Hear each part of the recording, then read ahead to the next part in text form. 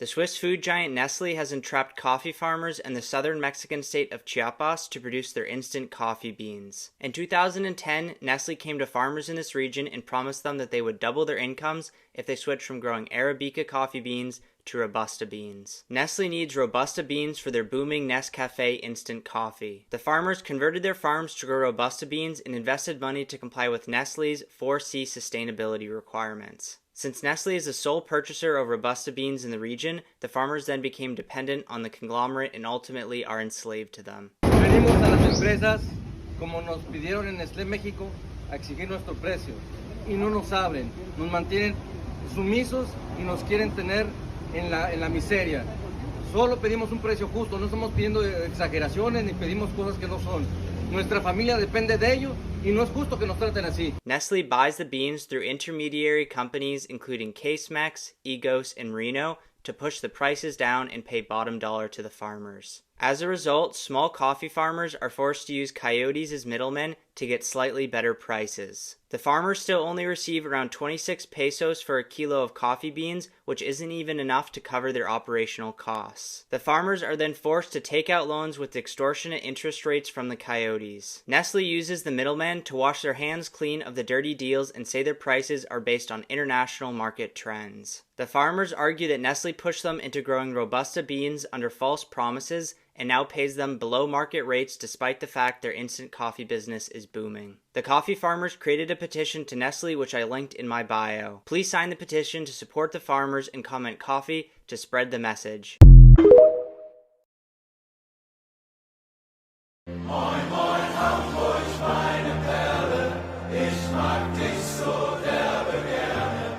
Deine Menschen, dein Gewöhn, so wunderschön. Moin, moin, Hamburg, deine Straßen, ordentlich Wasser, was ein Hafen. Und in 100 Jahren werde ich nicht von dir gehen.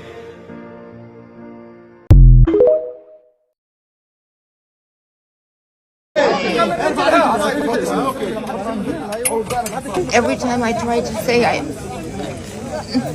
here, but I have to say it in Arabic because they didn't understand my English. Why you didn't travel like outside here? Why? Because if I were to go outside, I would be like a monafik.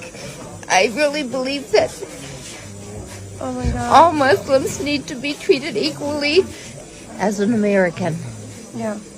living in Gaza. I feel that all the Arabs in the world should be here helping, not just me. I feel like I'm the only foreigner in Gaza right now, and I would never leave, because if Israel's going to take all of Gaza or all of Palestine, that they want everyone to leave. That's why I stayed, because I don't want them to take Palestine. The rich are eating the middle class, and they are eating the government. And in this country, we are shutting down the welfare state, we're shutting down the healthcare, education's collapsing, the police system is collapsing, local youth services are collapsing. The rich are eating us alive. Just look at the numbers. In the first year of COVID, the average US billionaire doubled their wealth in 1 year. My dad lived in an age where you could work a regular job and support a family. And, I went to school with kids who'd recently come over from Pakistan, working in shops, being able to buy houses and raise families and accumulate wealth. It was possible 20, 30 years ago, and we're losing that. This economic situation does not get better.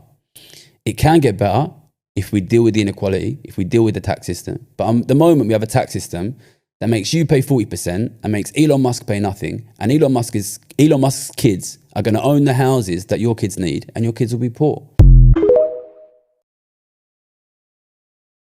España ha decidido sumarse a los 139 países que ya lo han hecho y reconocerá al Estado palestino y apoya hoy en este Consejo de Seguridad su ingreso en las Naciones Unidas. Cientos de miles de personas, familias enteras, niños, están en estos momentos privadas de alimento, de agua, de medicinas, de alojamiento. ¿Cuánto más deben esperar? Es de justicia para Palestina, es la mejor garantía de seguridad para Israel y es la primera y fundamental condición para un futuro de paz en la región. Así lo hace y lo hará España por la paz, por la justicia y por pura humanidad.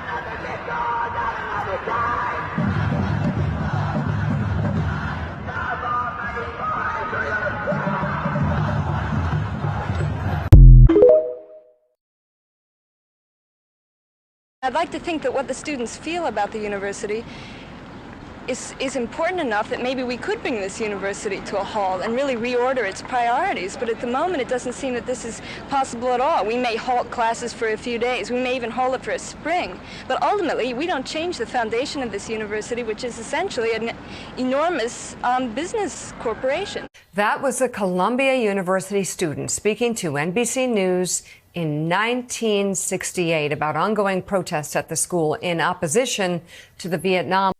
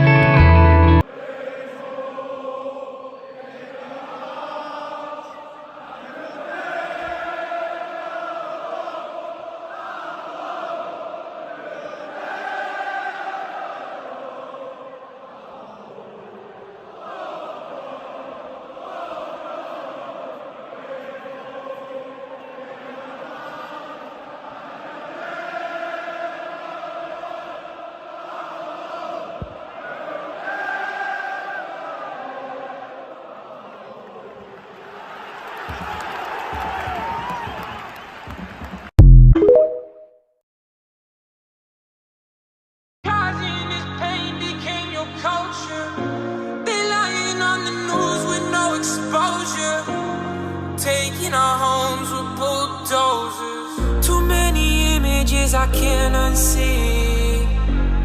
I feel like my heart being stabbed and squeezed.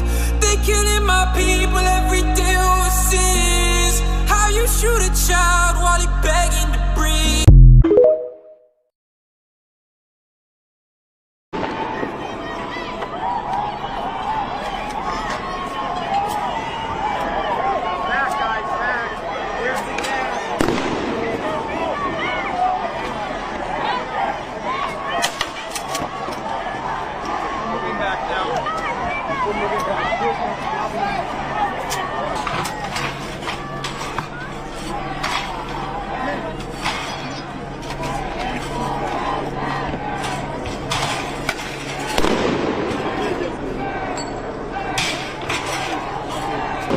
Just a pile of debris from the encampment, umbrellas and tents.